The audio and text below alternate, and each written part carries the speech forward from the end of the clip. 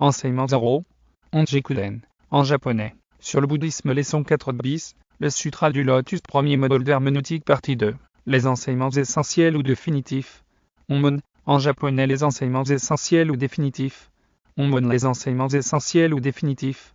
Onmon, en japonais, qui constitue la seconde partie du sutra du lotus, sont les 14 derniers chapitres du Sutra des Sutras.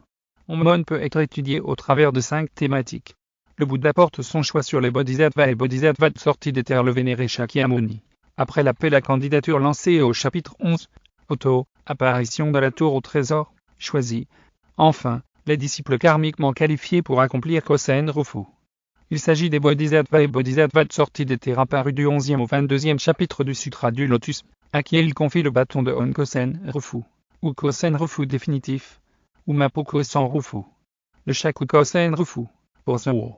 Elle confiée au bodhisattva roi de médecine, Yakwa. En japonais, toute cette cérémonie d'adoubement se déroule dans une atmosphère de prise d'engagement des divinités bouddhiques, bodhisattvas et des bouddhas des 10 directions de protéger les pratiquants du Sutra du Lotus au cours de l'ère dite apocalyptique de Mapo. Il faut noter que le Bouddha refusa de confier le Onkosen Rufu, ou Kosen Rufu tout court, à ses disciples immédiats dirigés par Manjusiri et Fugen. Pour la simple et bonne raison que ceux-ci n'étaient pas qualifiés pour cette mission périlleuse.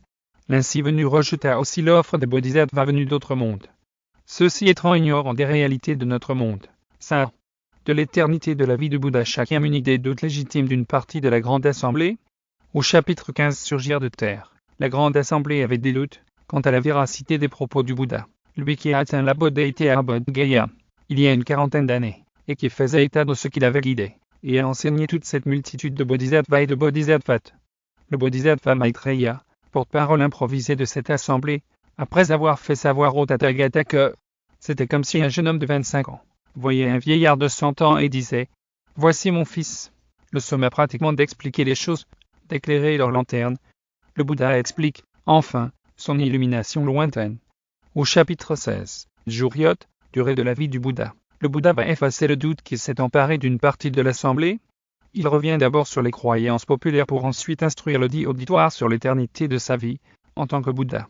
Le Bouddha informe la grande assemblée de ce que depuis le passé infiniment lointain, où il est devenu Bouddha, il n'a cessé d'apparaître ici, et dans d'autres mondes, pour propager la loi bouddhique usant de moyens opportuns. Ce travail de Bouddha, il ne l'a jamais négligé.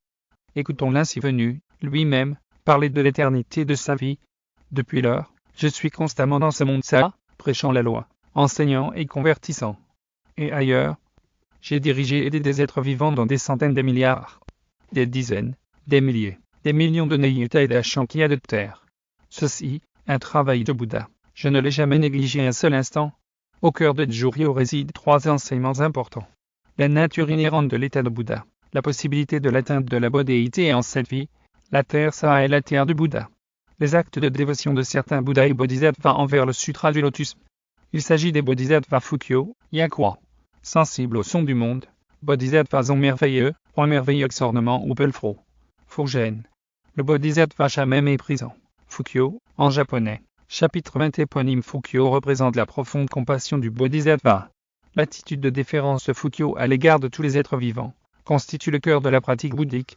Le Bodhisattva roi de médecine, Yakwa, en japonais. Chapitre 23 éponyme Yakwa. Au cours de nombreux kalpas, s'offrit en holocauste pour la reproduction de la loi bouddhique. Ceci expliquant, sans doute, cela le Bouddha lui confie au chapitre 23 éponyme, le Shakukozen Rufu de Zoro. Yakwa apparut au 6e siècle sous les identités de Tiantei, en Chine, et de Denjiro au 8e, au Japon. Le Bodhisattva son merveilleux, chapitre 24 éponyme. Son merveilleux est un Bodhisattva qui prend plusieurs formes, pour propager la loi bouddhique. Le Bodhisattva sensible au son du monde, chapitre 25 éponyme. Encore appelé Avalokitesvara, sensible au son du monde est un Bodhisattva qui réussit à résoudre le problème de quiconque, en difficulté, ayant entendu parler de lui l'appellation secours. Son merveille et sensible au son du monde, doivent être perçus comme des Bodhisattvas qui symbolisent le bouddha-anthropomorphisme, c'est-à-dire la projection des qualités de Bodhisattva sur des hommes. Le Bodhisattva roi de médecine Myosogon, en japonais, Pelfro, en Senufo, à la fois, une des langues ethnies de la Côte d'Ivoire, chapitre 27 éponyme. Le chapitre 27 relate la conversion de cet adepte du brahmanisme au bouddhisme. Le Bodhisattva sagesse universelle, Fugen, en japonais, chapitre 28 éponyme. Fugen est, avec Manjusri, l'un des 2 dirigeants des Bodhisattvas de l'enseignement provisoire qui servent le Bouddha. Les bienfaits du Sutra du Lotus. Au chapitre 17.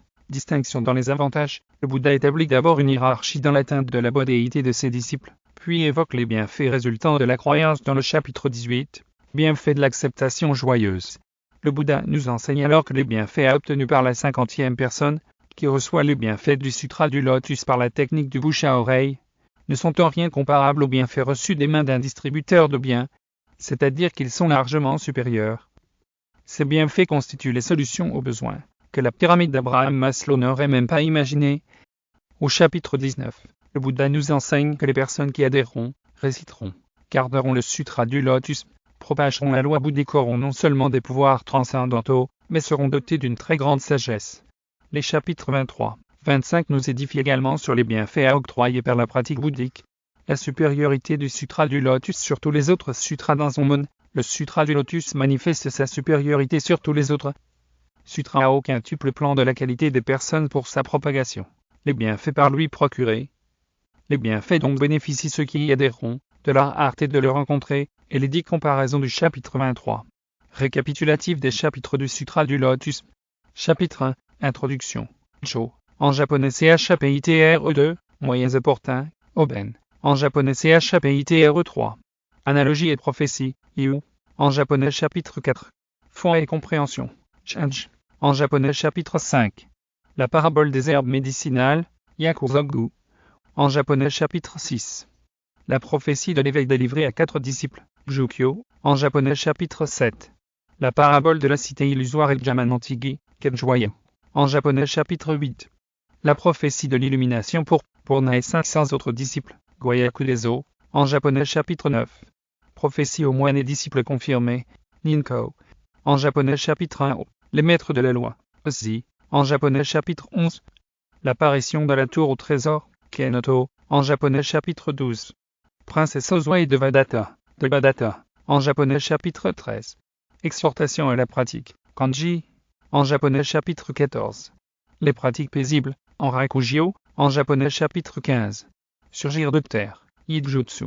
En japonais chapitre 16. Durée de la vie de l'ainsi venu Shakyamuni, Nurei Juryot. En japonais chapitre 17.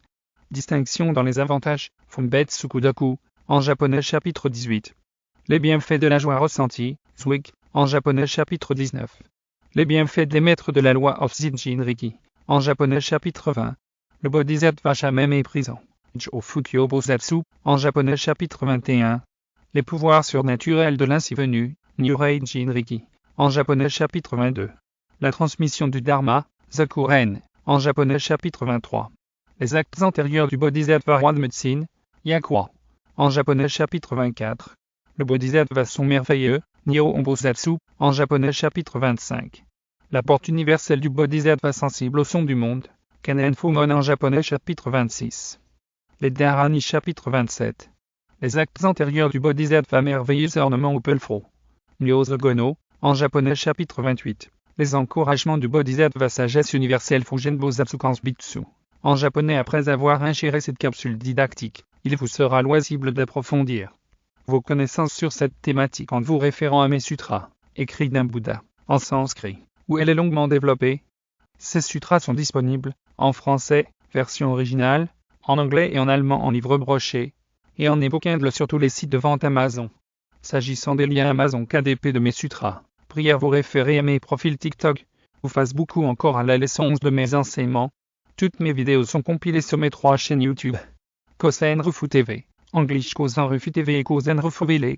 Pour les liens de ces chaînes voir ma biblio, ou allez sur Google et tapez l'intitulé de la chaîne de votre choix dans la barre de recherche.